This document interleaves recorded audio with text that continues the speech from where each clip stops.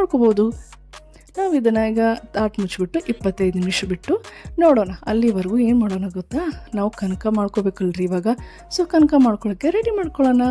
ಕನಕ ready ಮಾಡ್ಕೋಬೇಕಂದ್ರೆ ಮೊದಲಿಗೆ ಒಂದು ಈ ರೀತಿಯಾಗಿ ಬಾಳೆ ತೊಗೊಂಡು ಅದಕ್ಕೆ 1 ಗ್ಲಾಸಷ್ಟು ಮೈದಾ ಹಿಟ್ಟು ಹಾಕ್ಕೊಳಕತ್ತೀನಿ. ಗೋಧಿ ಹಿಟ್ಟದು ಹಾಕೊಳಕ್ಕೆ ಹೋಗ್ಬಿಟ್ರೆ ಯಾಕಂದ್ರೆ ಭಾಳ ಸಾಫ್ಟ್ ಆಗ್ಬಿಡ್ತದೆ, ಅದು ಬೇಡ. ಸೊ ಮೈದಾ ಹಿಟ್ಟಿಗೆ ಒಂದು ಅರ್ಧ ಸ್ಪೂನಷ್ಟು ಉಪ್ಪು ಮತ್ತು 2 ಸ್ಪೂನಷ್ಟು ಎಣ್ಣೆ ಹಾಕ್ಕೊಂಡು ಚೆನ್ನಾಗಿ ಮಿಕ್ಸ್ ಮಾಡ್ಕೊಡ್ರಿ. ಫಸ್ಟ್ ಮಿಕ್ಸ್ ಮಾಡ್ಕೊಂಡು ನಂತರ ನೀವು ನೀರು ಮಿಕ್ಸ್ ಮಾಡಬೇಕಾಗತ್ತೆ. ಯಾಕಂದರೆ ಇದ್ರ ಜೊತೆನೇ ನೀರು ಮಿಕ್ಸ್ ಮಾಡ್ಕೊಳಕತ್ತಂದ್ರೆ ಎಣ್ಣೆ ಒಂದು ಸೈಡ್ ಆಗ್ಬಿಡುತ್ತೆ, ಉಪ್ಪು ಒಂದು ಸೈಡ್ ಆಗ್ಬಿಡುತ್ತೆ. ಅದಕ್ಕಾಗಿ ನಾವು ಇದನ್ನೆಲ್ಲ ಕರೆಕ್ಟಾಗಿ ಮಿಕ್ಸ್ ಮಾಡ್ಕೊಂಡು ಆನಂತರ ನೀರನ್ನು ಚಿಮ್ಕುಡಿತಾ ಇದೇ ರೀತಿಯಾಗಿ ಮಿಕ್ಸ್ ಮಾಡ್ಕೋಬೇಕು. ಮತ್ತು ಇನ್ನೊಂದು ಏನು ಗೊತ್ತಾ, ನಾವು ಗಮನದಲ್ಲಿ ಇಟ್ಕೋಬೇಕಾದದ್ದು, ಇದು ನಾವು ಕನಕ ಅಳಕ್ಕೆ ಮಾಡ್ಕೊಂಡೀವಿ ಅಂತಂದರೆ ನಮ್ಮದು ಹೂರಣ ಒಳಗೆ ತುಂಬಬೇಕಂತ ಮಾಡ್ತೇವಲ್ರಿ ಇದು ಎಳ್ಳಿಂದ, ಅದು ಕೂಡ ಅಷ್ಟು ಸಾಫ್ಟ್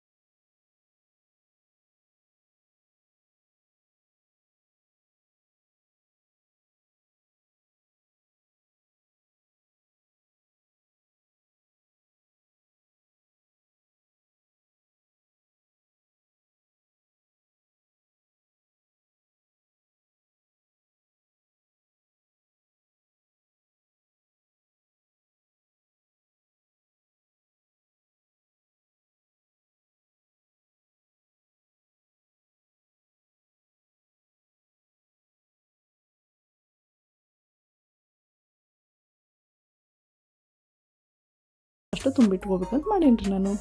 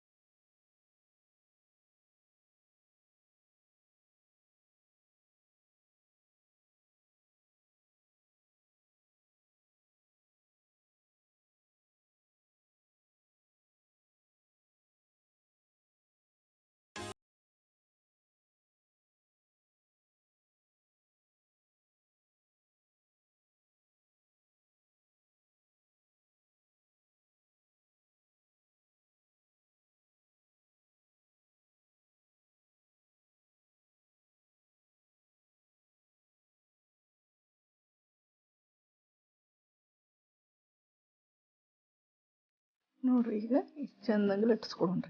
ಲಟ್ಸ್ಕೋಬೇಕಂದ್ರೆ ಏನು ಭಾಳ ತೆಳ್ಳಗೆ ಲಟ್ಸ್ಕೊಕ್ ಹೋಗ್ಬಿಡ್ರಿ, ಸ್ವಲ್ಪ ದಪ್ಪನೇ ಇರಲಿ. ಮತ್ತು ಲಟ್ಟನೆ ಲಟ್ಸ್ಕೋದಂದ್ರೆ ಸ್ವಲ್ಪ ದಪ್ಪ ಮೇಲೆ ನಮ್ಗೆ ಯಾವ ಸೈಜ್ ಬೇಕು ಅಷ್ಟು ಆಕಾರ ಮೇಲೆ ಮಾಡ್ಕೊಳ್ಳೋಣ. ಆದಷ್ಟು ಹೇಳಿನಲ್ಲ, ಇದನ್ನು ಸೈಜ್ ಸಣ್ಣನ ಮಾಡ್ಕೊರಿ.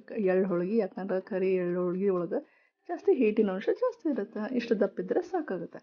ಯಾಕಂದ್ರೆ ನಾವು ಹೋಳಿಗೆ ದೊಡ್ಡ ಮಾಡ್ಕೊಂಬಿಟ್ರೆ ಅಷ್ಟು ಕ್ವಾಂಟಿಟಿ ತಿನ್ನೋಕೆ ಸ್ಟಾರ್ಟ್ ಮಾಡಿಬಿಡ್ತೀವಿ. ಏನಾಗುತ್ತೆ, ಭಾಳ ದಿವಸ ತನಕ ನಾವು ಯೂಸ್ ಮಾಡಿದ್ರೆ ಅದಲ್ಲ. ಸೊ ಯಾವಾಗಲೂ ಯೂಸ್ ಮಾಡ್ಕೊಳ್ಳಿ, ಆರೋಗ್ಯದಾಗ ಸ್ವಲ್ಪ ಏರುಪೇರು ಆಗುತ್ತೆ. ಆ ಕಾರಣಕ್ಕೆ ನಾವು ಇದನ್ನು ಎಳ್ಳು ಹೋಳಿಗೆನ ಸ್ವಲ್ಪ ಸೈಜ್ ಒಳಗೆ ಕಡಿಮೆನೇ ಮಾಡ್ಕೊಳ್ರಿ. ಹಿಂಗೆ ಎಲ್ಲನೂ ನಾನು ಏನು ತುಂಬಿಟ್ಕೊಂಡಿದ್ದೇನೆ ರೀ. ಸೊ ಅಷ್ಟನ್ನು ನೀಟಾಗಿ ಈ ರೀತಿಯಾಗಿ ಲಟ್ಟಿಸಿಟ್ಕೊಳತ್ತೀನಿ.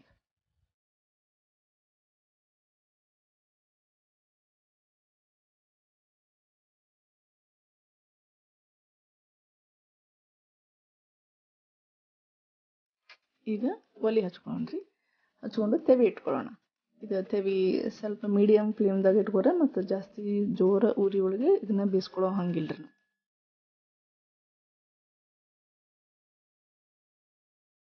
ಈಗ ಹಿಂಗೆ ಒಂದೊಂದು ಹಾಕ್ಕೊಂಡು ನಾವು ಬೇಯಿಸ್ಕೊಳ್ಳೋಣ್ರಿ. ಸೊ ಇದು ಬೇಯಿಸ್ಬೇಕಾದ್ರೆ ಇದಕ್ಕೇನು ಯಾವುದೇ ರೀತಿ ಎಣ್ಣೆ ಹಚ್ಚಕ್ಕೆ ಹೋಗ್ಬಿಟ್ರೆ, ತೆವ್ಯಾಕೆ ಏನು ನೀರು ಹಚ್ಚಕ್ಕೆ ಹೋಗ್ಬಿಟ್ರೆ ಏನೂ ಇಲ್ಲ, ಡೈರೆಕ್ಟಾಗಿ ಇದಷ್ಟೇ ಬೇಯಿಸ್ಕೊಳ್ಬೇಕು ರೀ. ಸ್ವಲ್ಪ ಲೋ ಫ್ಲೇಮ್ದಾಗ ಇಡೋದ್ರಿಂದ ಸ್ವಲ್ಪ ಬಿರ್ಸಾಗಿ ಬೆಂದ ಬಿಡ್ತದೆ ರೀ. ಈ ರೀತಿಯಾಗಿ ಹೊಳಿಸಿ ಹಾಕ್ಬಿಡೋಣ್ರಿ. ಯಾಕಂದ್ರೆ ಬೇಯೋದು ಲಘು ಬೇಯ್ತೈತೆ ರೀ. ಅದು ತೆಳ್ಳಗೆ ಲಟ್ಸಿರ್ತೇವಲ್ಲ, ಅಂದ್ರೆ ಹೂರ್ಣ ಅದು ಸಾಫ್ಟ್ ಒಂದು ಎಳೆ ಬಂದಿರ್ತೈತಲ್ಲ, ಹಿಂಗೆ ಲಘುನ ಬೇಯ್ತೈತೆ ರೀ. ಮತ್ತು ಇದೇನು ಭಾಳ ತೊಗೊಳೋದಿಲ್ಲ ಬೇಯಲಿಕ್ಕೆ. ಸೊ ಈ ರೀತಿ ನೋಡೋದು ಬೆಂದ ಕೂಡಲೇ ಮೇಲ್ಗಡೆ ಒಂಥರ ವೈಟ್ ಗತಿ ಕಾಣುತ್ತೆ. ಹಿಂಗಾತಂದ್ರೆ ಅದು ಬರೋಬ್ಬರಿ ಬೆಂದದ ಅಂತ ಅರ್ಥ. ಹಿಂಗೆ ಇವಾಗ ನಾವು ತೆವಿ ಸ್ವಲ್ಪ ದೊಡ್ಡದಿದ್ದು ಮತ್ತು ನಾವೇನು ಲಟ್ಸ್ಕೊಂಡಿವಲ್ರಿ, ಹೋಳಿಗೆ ಸಣ್ಣ ಇತ್ತಂದ್ರೆ ಏನಪ್ಪ ಆಪ್ಷನಲ್ ಅಂದ್ರೆ ಅದ ತೆವಿ ಒಳಗೆ ಎರಡೆರಡು ಹಾಕ್ಕೊಂಡು ನೀವು ಬೇಯಿಸ್ಕೋಬೋದು. 2 ಅಥವಾ 3 ಹಾಕ್ಕೊಂಡು ಬೇಯಿಸ್ಕೋಬೋದು ರೀ. ಅದು ನಿಮ್ಮ ಆಪ್ಷನ್ನ. ಯಾಕಂದ್ರೆ ಇದು ಟೈಮು ಸೇವ್ ಆಗುತ್ತೆ, ಪ್ಲಸ್ ಗ್ಯಾಸ್ ಕೂಡ ಸೇವ್ ಆಗುತ್ತಲ್ರಿ. ಆ ಕಾರಣಕ್ಕೆ ಹೇಳಿದೆ.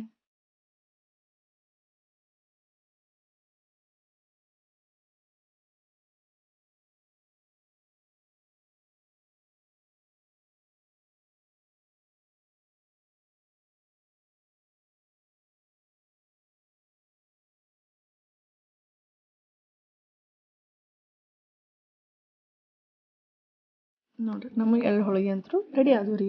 ನೋಡಿರಿ ಎಷ್ಟು ಚಂದ ಕನಕತ್ತಾವಲ್ರಿ. ಇವಾಗ ನಾನು ನಿಮ್ಮ ಮುಂದೆ ಇವಾಗ ಮುರಿದು ತೋರಿಸ್ತೀನಿ. ಮುರಿದು ಅಂತಂದರೆ ಈಗ ಸ್ವಲ್ಪ ಬಿಸಿನ ಅದಾವ್ರಿ, ಆದರೂ ನಾನು ನಿಮ್ಗೆ ಮುರಿದು ತೋರಿಸ್ತಾ ಇದ್ದೀನಿ. ಸ್ವಲ್ಪ ಇದನ್ನು ಹೆಂಗೆ ಅಗಲಾಗಿ ಆರಾಕಿಡ್ಬೇಕು ರೀ. ಅದನ್ನು ಮತ್ತೆ ಒಂದ್ರ ಮೇಲೆ ಒಂದು ಇಡಕ್ಕೆ ಹೋಗ್ಬೇಡ್ರಿ. ನೋಡಿದೆ ಎಷ್ಟು ಚಂದ ಕಾಣತ್ತದ. ಸೊ ನನ್ನ ಈ ವಿಡಿಯೋ ನಿಮ್ಗೆ ಇಷ್ಟ ಆಗಿದ್ರೆ ಲೈಕು, ಶೇರು, ಸಬ್ಸ್ಕ್ರೈಬ್ ಮಾಡೋದನ್ನು ಮಾತ್ರ ಮರೆಯೋಕ್ಕೆ ಹೋಗ್ಬೇಡ್ರಿ. ಮತ್ತು ಬೆಲ್ ಐಕಾನ್ನ ಕ್ಲಿಕ್ ಮಾಡೋದನ್ನು ಮರಿಬೇಡ್ರಿ. ನಿಮಗೆಲ್ಲರಿಗೂ ಸಂಕ್ರಮಣ ಹಬ್ಬದ ಶುಭಾಶಯಗಳು. Thank you for watching my video.